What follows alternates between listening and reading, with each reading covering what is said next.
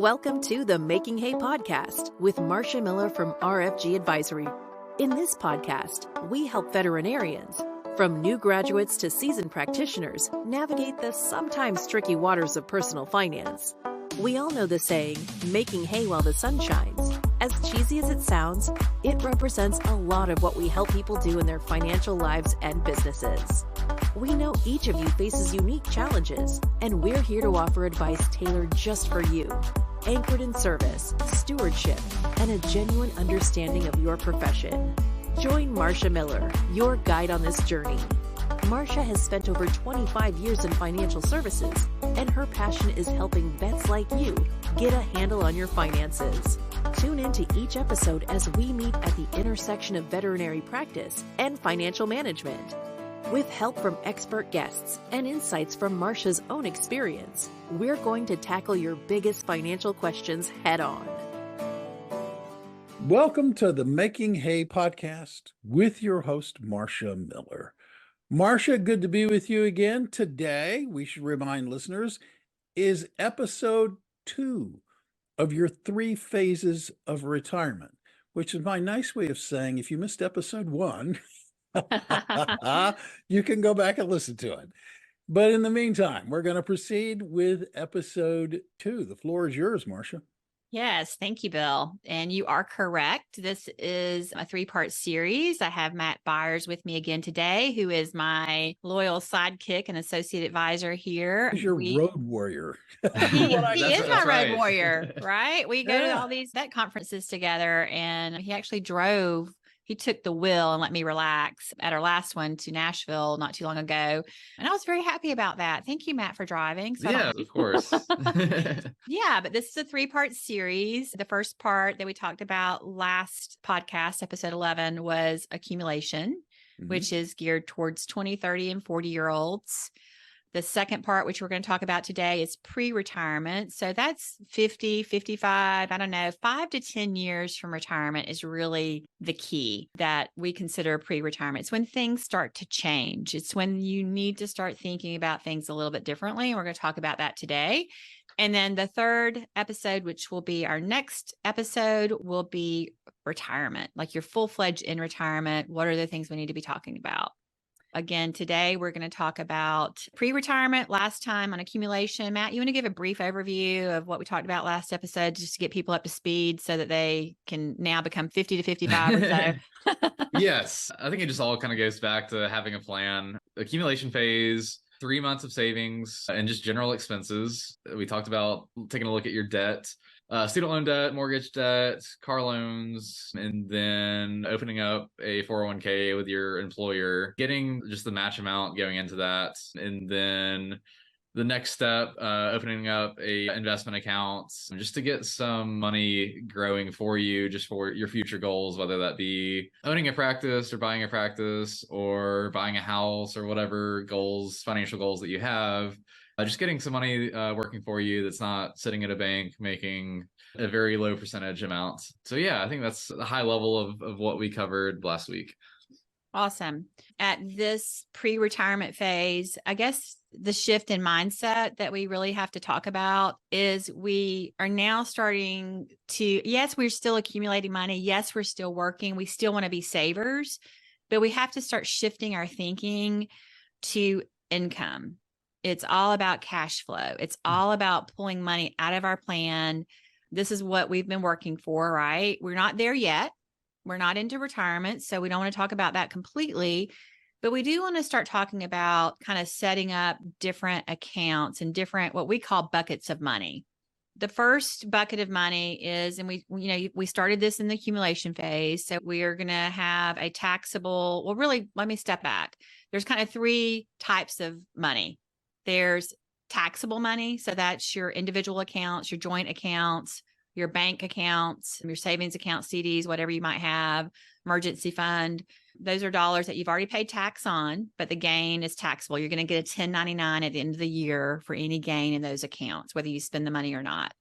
The second is tax-deferred, which is for a lot of people the biggest bucket of money. So that's their 401k, their traditional IRA they may have. So that's money that you got a pre-tax credit. You didn't pay tax on it's pre-tax dollars. You didn't pay tax on those dollars yet.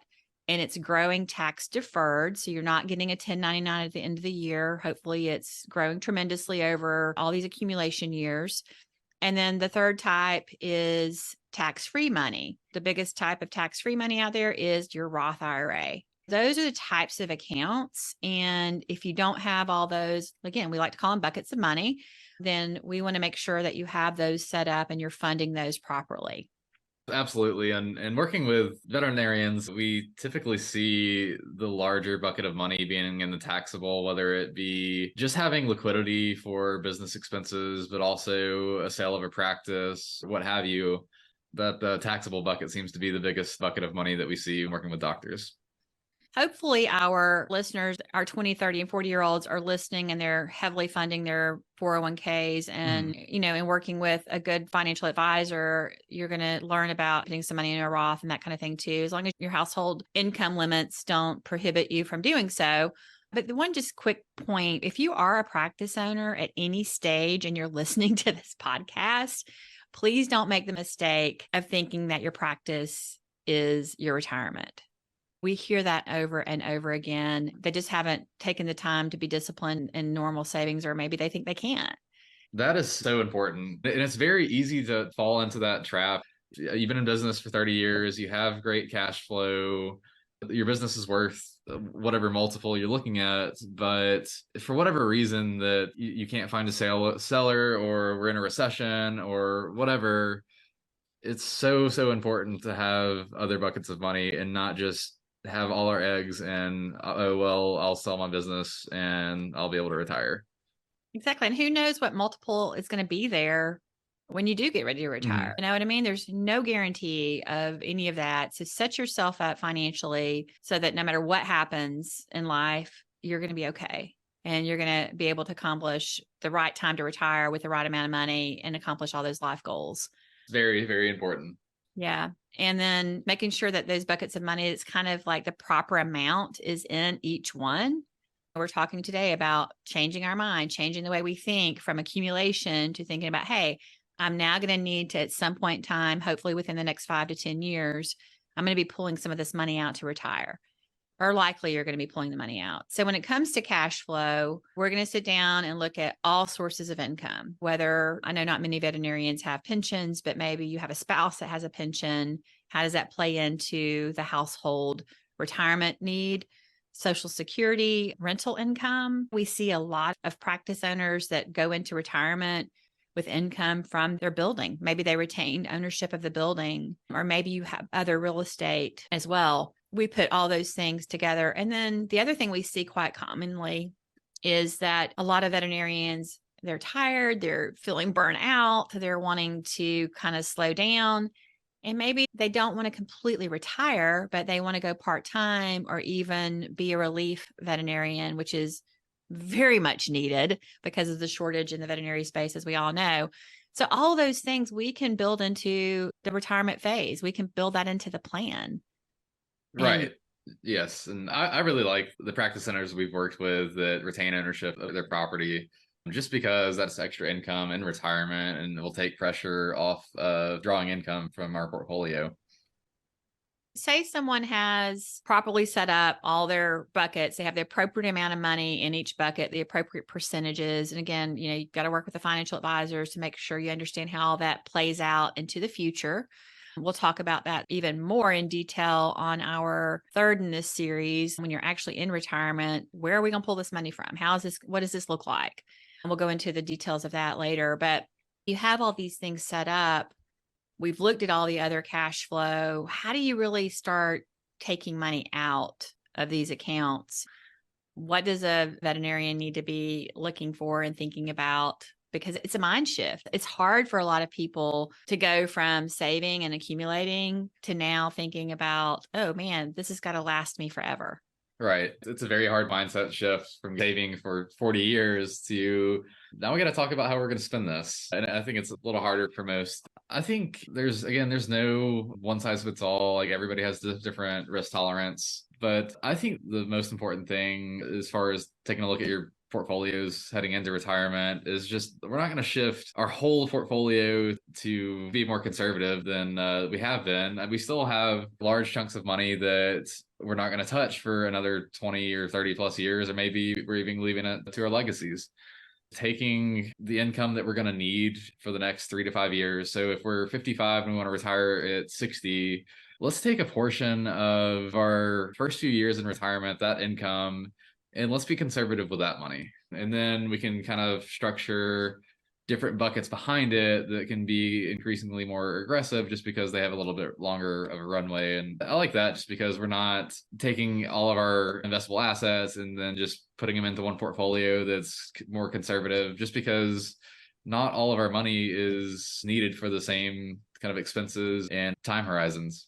So important. And, we run into people all the time who are approaching retirement and they want to reduce their portfolio from an 80-20 or a 70-30, or, they want to go down to like a 50-50 portfolio. Well, you don't have to do that on all the money. So important, especially if you've got legacy plans, if you want your children or grandchildren, if you want to set them up or make sure money's left to them. There's so many ways that we can do that really bring financial freedom, generational freedom.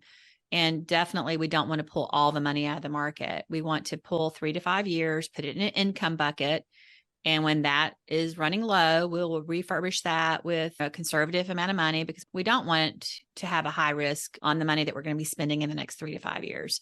We can do that. And, we've talked a lot in the past about creating a financial plan and how important it is. The things we're talking about last episode, this episode, and the third episode, having a financial plan where you can see the numbers, it's a real live moving document. And the things that we're saying, it sounds good to talk about, but it really, where the magic happens is where you see your dollars in a plan and you see your distribution that you want to pull out, and you see the legacy that this can create, and you see these different buckets of money and how it actually works.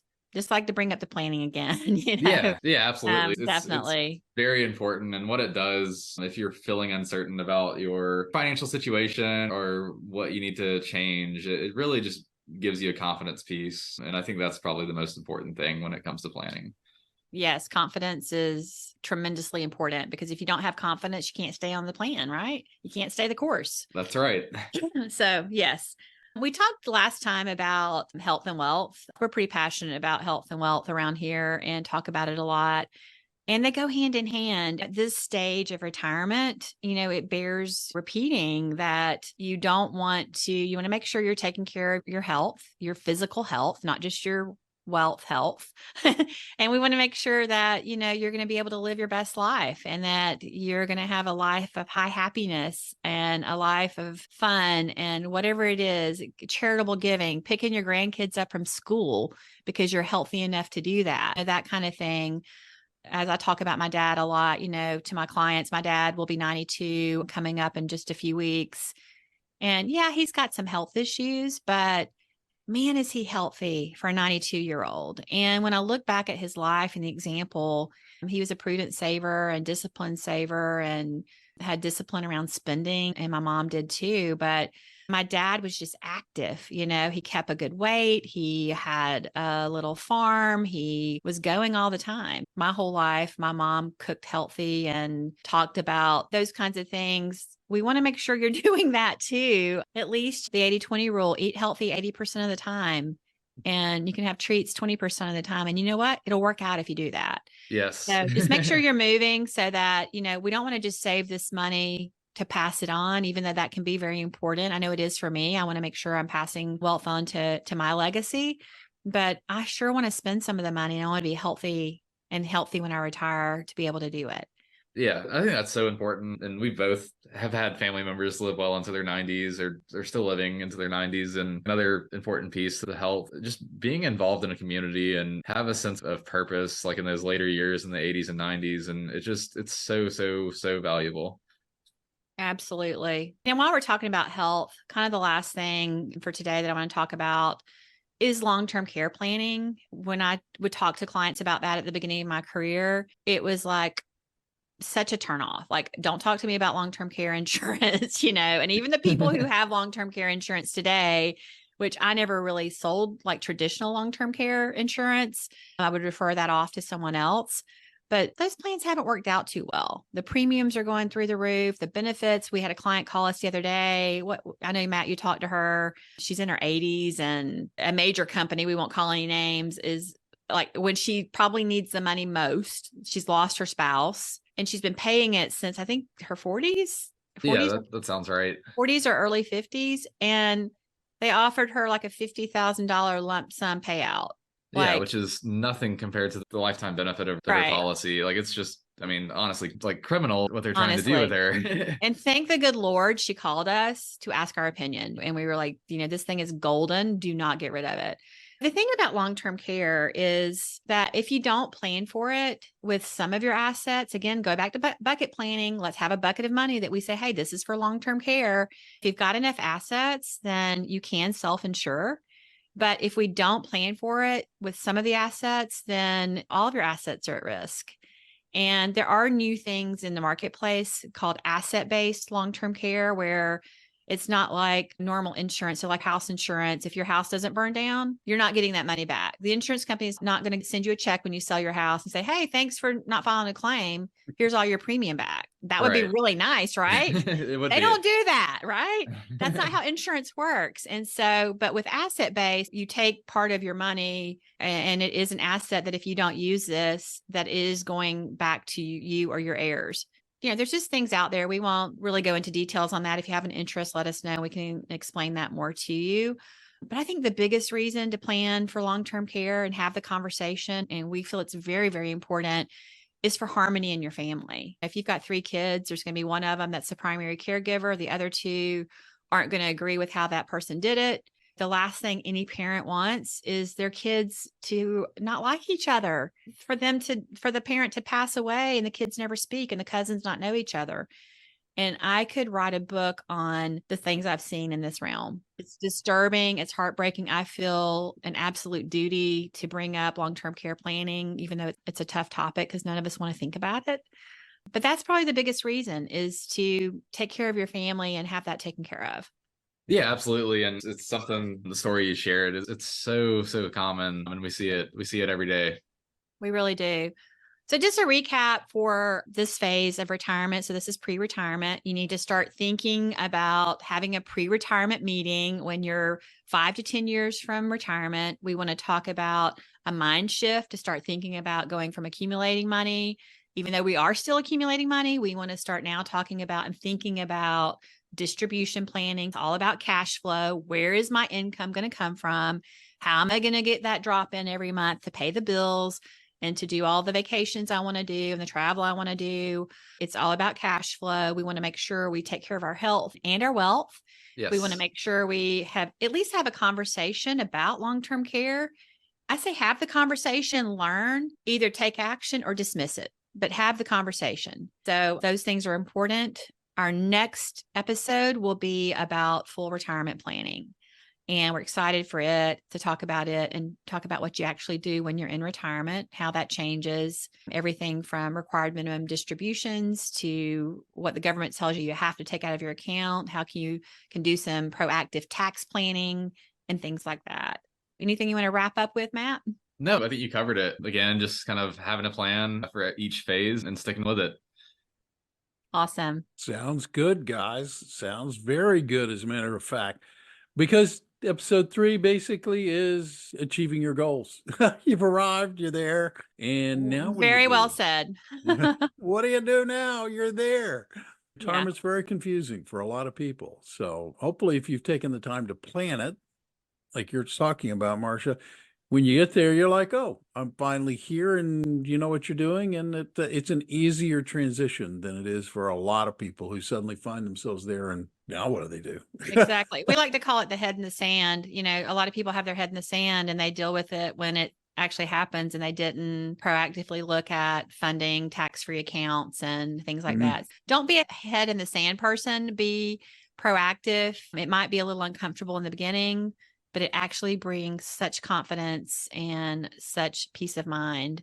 It's worth it. It's worth the time. It is. It is absolutely, positively worth it. And for people who are listening today who are listening to you thinking they would maybe benefit from a conversation with you, how do they get a hold of you?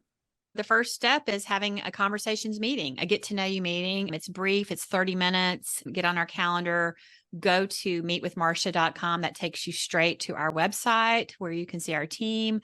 Also, our calendar link is there if you want to schedule a get to know you meeting just for a quick conversation. It's painless. Our phone number in the office is 205-795-2013. And my direct cell phone number is 205-739-1928. So any of those means of contacting us, we'd love to talk to you. That's fantastic. The other thing that viewers or listeners can do when they're listening to this podcast, if you're not a subscriber already, hit subscribe. Very easy, very simple. And that way you will not miss another episode of this podcast. You'll be alerted when Marcia drops a new episode. We'd also ask that if you like it, rate it and share it with people. Tell people about making hay. They enjoy it too, as a matter of fact. In the meantime, and until next week, I'm Bill Tucker on behalf of Marcia, thanking you for listening to the show today and reminding you that you can go out today and make it a great day or not. It is your choice. Thanks for listening. Thank you for listening to the Making Hay podcast. Click the follow button to be notified when new episodes become available. Visit our website at meetwithmarcia.com or give us a call at 205-795-2013. And don't forget to click the follow button to be notified when new episodes become available. Content here is for illustrative purposes and general information only. It is not legal, tax, or individualized financial advice, nor is it a recommendation to buy, sell, or hold any specific security or engage in any specific trading strategy. Results will vary. Past performance is no indication of future results or success. Market conditions change continuously. This commentary reflects the personal opinions, viewpoints, and analyses of Marcia Miller. It does not necessarily represent those of RFG Advisory, their clients, or their employees. This commentary should not be regarded as a description of advisory services provided by Marcia Miller or RFG Advisory, or performance returns of any client. The views reflected in the commentary are subject to change at any time without notice. Advisory services offered by investment advisory representatives or RFG Advisory LLC, RFG Advisory or RFG, a registered investment advisor. Advisory services are only offered to clients or prospective clients where RFG Advisory and its representatives are properly licensed or exempt from licensure. No advisory services may be rendered by RFG Advisory unless a client agreement is in place.